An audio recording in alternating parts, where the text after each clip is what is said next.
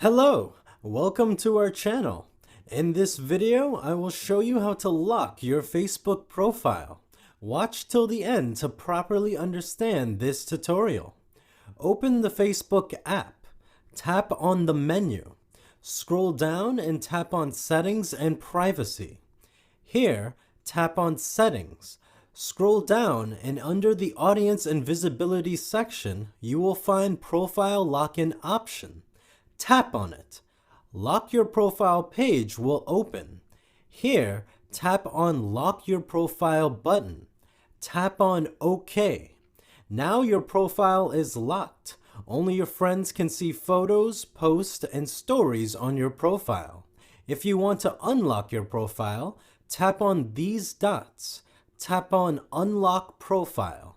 Tap on the unlock icon. Tap on the Unlock Your Profile button. Your profile will now be unlocked. This is how you can lock or unlock your Facebook profile.